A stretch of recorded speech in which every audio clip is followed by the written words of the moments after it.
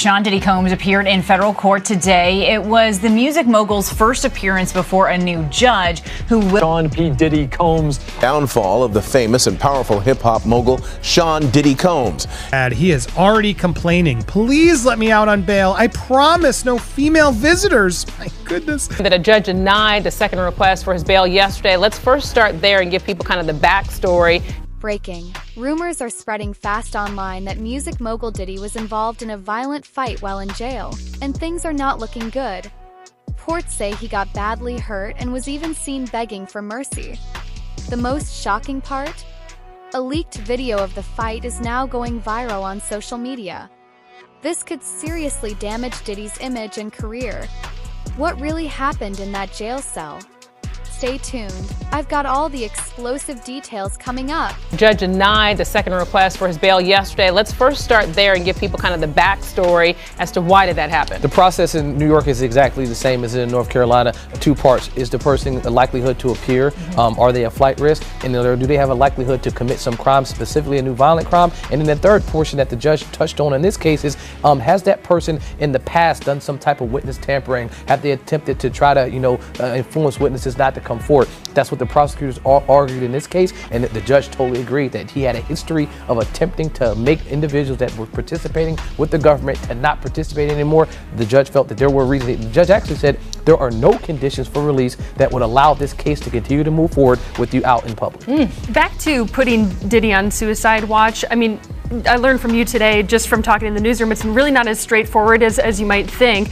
As the former chief magistrate, you made decisions like this. So what exactly does that process look like? In the process, when we would set conditions for release in Mecklenburg County, for instance, all of the 30 plus magistrates, determining if a person could go or leave, typically was you're setting conditions either for a secured bond, unsecured, or a written promise to appear. However, if that person at some point decided to say, you know what, in the process of them talking to you or finding out what would happen, that they wanted to kill themselves, then you were required to notify someone immediately, look, this person has made suicidal ideations or thoughts, and now we're not safe with allowing them to leave. They're going to be held here. If they made that statement during the process of intake, for instance, the sheriff's department would decide to keep them there and wait and determine, okay, now we'll put them under evaluation because they're not safe to leave and or they may harm themselves or others. And so that process is definitely not straightforward, but there are red flags to go up instantly because nobody wants to be sued by this situation. Do you think anyone makes those statements on purpose? Have you ever dealt with a situation where they intentionally do that? Maybe they don't want to be with the other inmates? I've seen that happen in the past, but I can tell you if a person makes that determination, when you are on suicide watch, first of all, to take your shoestrings. And this is because you're in this before you get admitted. So this is pre-admission, pre-classification. Right. You're still in your regular clothes. You haven't switched into a jumpsuit. And so you still have your regular shoes. They're taking the shoestrings. They're taking anything that you could potentially harm yourself. They're taking your clothes. They're changing you into some other type of gear where you can't harm yourself. So if you were literally about to leave and you're making those types of comments, now you've just delayed yourself by maybe a few hours, if not a few days. And so that process, I've seen it happen where a person was just making kind of crazy comments. Well, you don't know if they're serious or not. And so if you're making a comment about, I am intending to harm myself, I'm going to take every situation if it's serious, and then we'll determine later that it wasn't. Now, TMZ is reporting that they spoke to Diddy's attorney, who then said that his client is not suicidal. In fact, he went on to be able to make a statement saying he's not suicidal, calling him strong, confident, and focused on his defense. So you're a defense attorney. Is that protecting your client? And the other question I have for you, if you can just address this real quick, is they put up $50 million to try and get this man out of jail, and then another $100 million on all of this. So kind of combine that and explain all this to us. So yes, typical for what his process is, the case or to defend this case has already started because it's in the court of public opinion. And so how do I make sure that I put that fire out that seems like it's raging really fast? I make sure I make statements that he is in sane mind, that this person is there, he's clear, he's conscious, he's aware, he's not down, he's not depressed because he know he didn't do anything. That's the statement that you're going to make. Regarding the dollar amount, the judge touched on that this was their appeal. Remember, the first judge denied it. They appealed the judge's decision to not give him conditions for release. And they said, look, we'll put up any amount you want. He has endless resources. He's not going to leave. He turned himself in, and here's the amount. We'll put 50 million up. We'll put 100,000 up to support that. But the judge, as I mentioned before, said there is no condition, no dollar amount, that no assurance that you can say that this case, the integrity of it, specifically the witnesses that will come forward to testify against you, can be safe while you're out. Wow.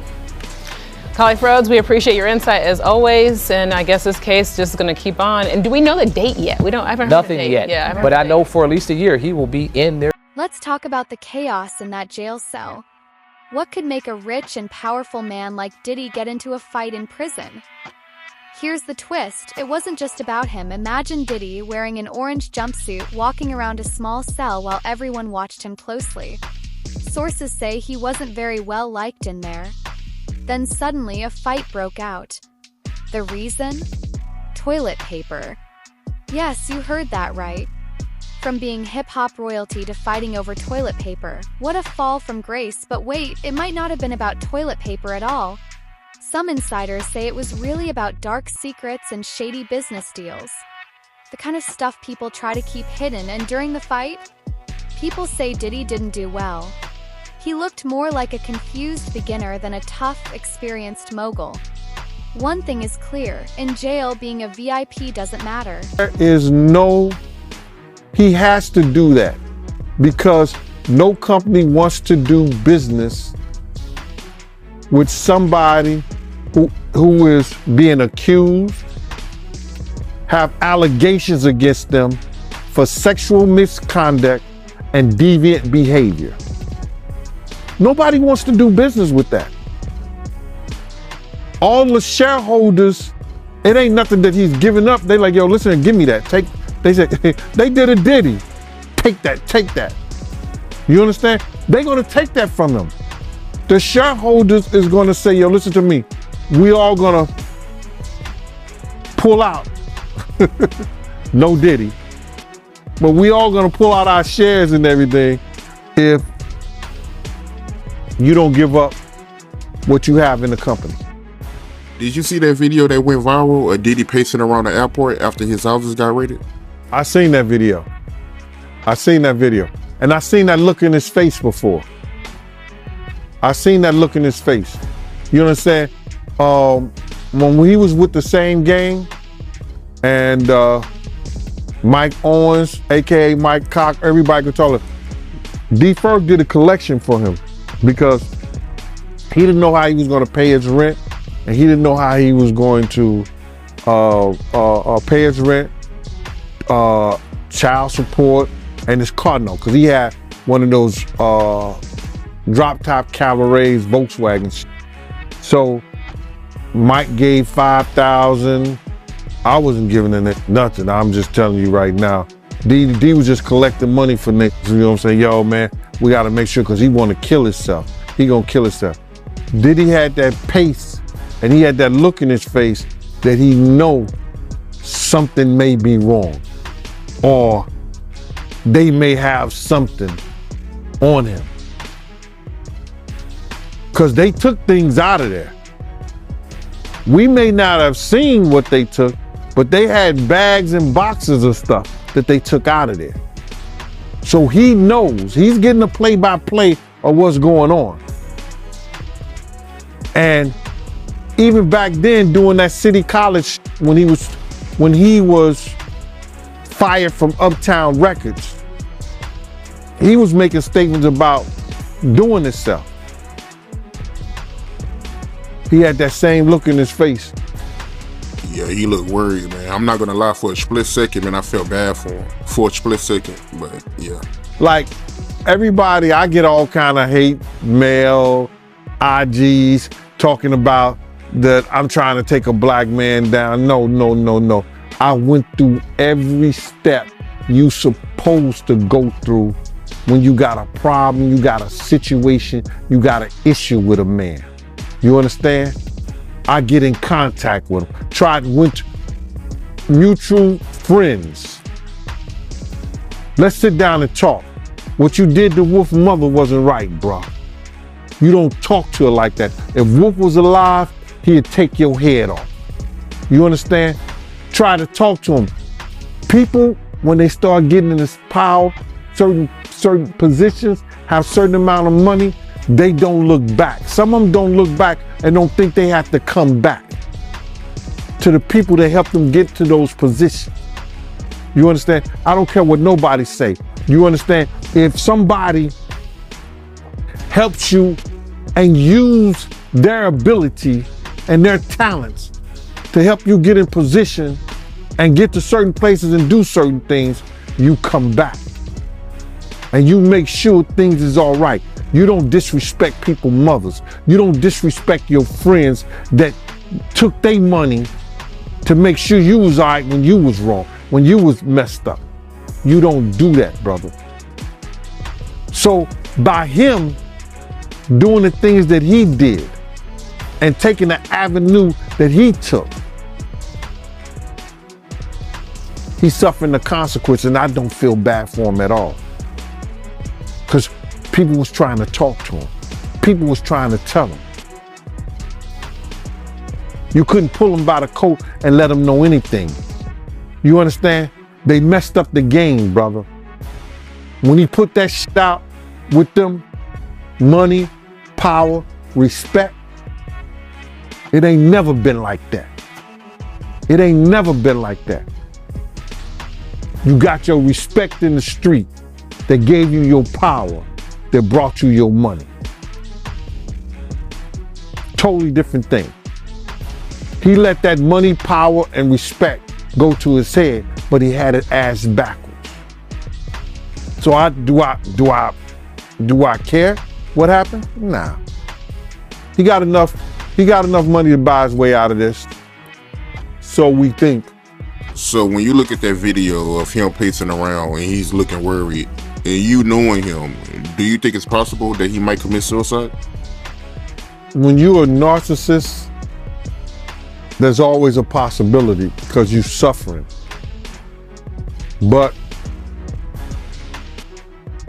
I don't think that he can see himself in a cage. I don't think he can see himself behind those bars in those type of situations. It's too many real dudes that dislike him. But then again, there's a lot of real dudes that need help. And him being behind bars, he could probably help him. Now this is where things get crazy. One moment, Diddy was throwing punches like he was acting in a low-budget action movie. Then the next, he was lying flat on his back, looking up at his opponent like he just saw a ghost, and just when it seemed like he was about to get completely beaten, guess who stepped in? Not a guard.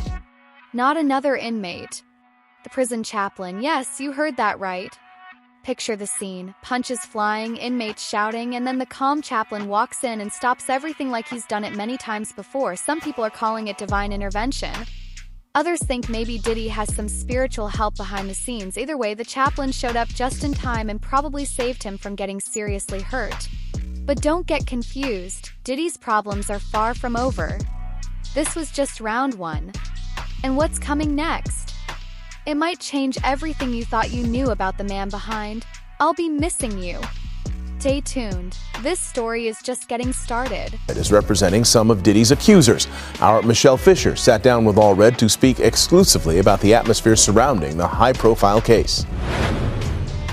It's really all about power and abuse of power. Prominent attorney Gloria Allred, who has represented accusers of Harvey Weinstein, Bill Cosby, and R. Kelly, speaking exclusively with Eyewitness News. She now represents an undisclosed number of Sean Diddy Combs' alleged victims, including Talia Graves. The trauma of the assault has taken a toll on my mental health. Tonight's 2020 special, The Secret Life of Diddy, detailing Combs' fall as he faces individual and class action lawsuits and federal charges of racketeering conspiracy, forced sex trafficking, and prostitution. He's pleaded not guilty, his attorney saying prosecutors are seeking to criminalize sex that was consensual. Consent is a big issue, and it is the government's burden in a criminal case to prove any charge and all charges beyond a reasonable doubt. That's a very high burden of proof. Combs is now asking a federal judge for a trial date next April or May, and we could see ex-girlfriend Cassandra Cassie Ventura take the witness stand. This despite an undisclosed settlement reached one day after Ventura filed a lawsuit against Combs last November, accusing him of rape and abuse. Even if there are confidential civil settlements, there's always an exception in the law They can still testify in a court of law if they are subpoenaed to do so. This bombshell surveillance video leaked in May showing a 2016 incident where Combs appears to assault Ventura, her friend Tiffany read, detailing alleged verbal abuse in the 2020 special. And as soon as he answered, "Where are you?" So that was like my first time being like, something is wrong. Combs remains behind bars after 2 judges denied his request for bond, citing in part dangers of obstruction and witness tampering. Allred says it's a tactic we've seen before in high-profile cases.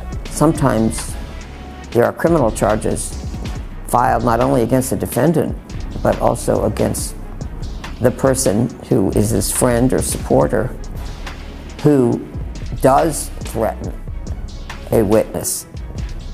And that was the case in the R. Kelly criminal case as well. In a third attempt to get out of jail and tell his trial, Combs is again offering a $50 million bond and promising strict home detention. His attorneys writing in a brief to a federal appeal court judge, quote, sensationalism surrounding his arrest has distorted bail analysis. Girl, get ready, because what Diddy did after the fight shocked even the toughest inmates. This is the same man who once said he was born to fly. Well, after the fight, he looked more like a bird with broken wings. Imagine Diddy lying on the cold jail floor, his fancy prison jumpsuit all messy. The man who once walked red carpets now shaking like a leaf in the wind, and here's the real tea. After the fight ended, Diddy didn't just stay on the ground. He started begging. Yes, begging. Sources say he kept saying, "Please, I'm sorry, I didn't mean it," and it gets even worse. Some say he tried to buy his way out of trouble. He reportedly offered money to other inmates by putting cash on their books just to be left alone, from hip-hop royalty to offering prison bribes. His fall is becoming very real, that confident, untouchable image. It's falling apart fast because in prison, Diddy isn't just trying to survive. He's facing the real, raw version of himself, and trust me, this is just the beginning. MDC Brooklyn, and we got the report on what's happening there. Doesn't look good, guys. This one doesn't have a lot of good Yelp reviews. We're also going to talk about this manipulator-in-chief, this woman who many say, and she's been mentioned in some of these lawsuits, was one of the people really behind helping to allow this to keep going. And yes, Diddy will be appealing later this afternoon. We will be there with the updates to let you know if this new judge will let him out of jail. In the meanwhile, let's look at this place that he's in jail, this new home, this troubled Brooklyn place. Here's a picture. It's a high-rise. It is not getting good reviews. I mean, not that it should, but you know, there should be basic human rights. And this place has faced intense scrutiny amid a spat of vicious inmates, you know, going after each other badly, complaints about dismal living conditions, including maggot-infested food, filthy cells, power outages. Apparently they go weeks without any sort of heat, which is, you know, not good, especially as the cold rears its head. These apparent conditions were brought to the spotlight during the trial of Maxwell. You know, I can't say the full thing. You know, the notorious Madame of Jeffy, when her attorney ripped the facility for the reprehensible and utterly inappropriate facilities. She complained about using the bathroom, which was an open sewer drain, rats running around, rotten maggot-infested food, freezing temperatures for roughly a week when an electrical fire caused all the light and heatings to go out in the building. Apparently, violence-plagued federal lockup made headlines when it was hit with the claims that the staff had allegedly covered up a knifing at one point. It holds pretrial detainees as well as those serving short federal sentences. It holds about 1,700 inmates. Yeah, look, it's not a good place. As multiple places reports are coming in explaining more about it. Yeah, let's see who else has been here. We had R. Kelly, so he's in good homes there. R. Kelly, it's also Michael Cohen was there, Fetty Rap, Alison Mack from that trial, Ghislaine, and now he is in there as he's waiting to see what will happen next. It's interesting. We got his location. I had a picture here. I don't want to show this, but yeah, Sean John Combs. I have his registration number. He's located there. This is in like the prison database. You can go find it, and it's interesting because he's in the SHU, the SHU. Which apparently, with John Witherspoon is telling us most likely for his own protection, and also to keep him from like cutting deals. because you can get in there and cut other deals with prisoners in exchange for protection, extra food, commissary items, etc. Interesting insight from John there. I think it's spot on. They, regardless if people want him to, get shivved, he shouldn't right now. He shouldn't. Nobody should. He should be put in jail for the rest of his life. I'd much rather that outcome than have him get out quickly if he did all the things he did. Let's get to the truth of this first. But I want to talk about another part that's coming out as more people are spotlighting this woman right here. This one right here has been called I can't read the name. Sorry, I can't say certain keywords, but hopefully you understand why. I'm doing my best. Doing my best, chat. But Sean Diddy Combs once called his Combs Enterprise Chief of Staff, Christina Koran, his right hand. It's a Karam? It's Karam. Source close to the federal investigation believes she is more his manipulator in chief. If anybody is a gatekeeper, Christina would know everything, the source added. High-ranking supervisors were flagged in the 3-court federal indictment, charging Combs with all the things we've said. Combs has pleaded not guilty to the charge, but remains in custody. He's now offering a $500 million bail, which was rejected. We'll see if he gets this appeal today. Karam has not been arrested or charged with any case. So does that mean she's working with the feds? Because if his right-hand man is actually sharing the secrets, well, he's even more in trouble, right? That's the done deal. Now, is she nervous? If she's implicated or caught doing this as well, they might give her a plea deal or less time in order to sell out Diddy. When you're really under the gun and the pressure's on, it happens. So I can't imagine Diddy's excited right now being behind bars, and probably part of the reason why he's promising no female visitors. Yeah, we'll come back to that in a second. Supervisors facilitated these performances, the freak-offs, according to the indictment, stocking the hotel rooms with items, as we talked about. They've gotten evidence from a lot of sources, recordings, text messages, and texts from Christina Koran, apparently. There she is again, his right-hand woman. Interesting, right? How do you allow that to go down? I would love to hear from her. How does she justify all this behavior? Just the power, the control? How did she get in? She was the one who was actually seeing Diddy's issues and enabling them to then get her own control. Is that what was going off here? As long as she had that seat at the top of the table, she was okay doing. I don't know. That's what I'm just wondering. I'm not alleging anything. We will see. She is not yet charged, but with these allegations coming in, this is interesting. So, is that her? Yeah, okay, that's her too. I guess so. There she is. This looks more recent because they look upset there. Trying to figure out now what. So this woman could be a big key to figuring out what went down, unless she wants to take it all to the grave with her. Now, she did not return requests for comment. We'll see if she comes in. But yes, she was mentioned in Little Rod's suit. She knowingly, intentionally participated, perpetrated, assisted, supported, facilitated the venture, is what he alleges. And Quorum required Combs' domestic employees, including the butler, chef, housekeepers, to carry a fanny pack with substances there, pink drug combination of things, and he could indulge his choice at any time. So she apparently, according to these rumors, would be there ready and willing to ensure he could have any substance, people, etc., etc. So, if all true, a lovely individual. She's, I'm sure, very happy right now to be caught in this web. But that's where we stand. So, far from this, this mansion that he was in, now he's in the raid. He's going to be in this high-rise security complex for, it could be a little while. We'll see if today he is able to get out. That'll be the big question, and we'll be there covering the updates as we get them coming in. Sadly, this is New York, so we won't get this televised. It's so frustrating. All we get is sketches. We can't even get photos. I don't understand how this is just. Free press, all these trials are public knowledge. We should be able to be in there to ensure that we're getting the facts. But he's protected right now due to it being in New York, and we will stay tuned and be here. So make sure, if you haven't already, hit that subscribe button. Hit that bell for alerts right there. Hit that all. And then when you get those alerts, smash that like. Leave a comment down below. We'll be covering this case and a lot more. We got a lot more stuff in the bank, but we're obviously leaning into the updates as they come in, and more are coming in. I think today, if he loses his appeal or wins his appeal, I think it's unlikely, based on the sources I'm talking about, that will comfort more people to come forward, right? Can he get out? Is he really behind bars? It's done. I'm seeing already some private threads and things that we may talk about later, illuminating a lot of things. And I think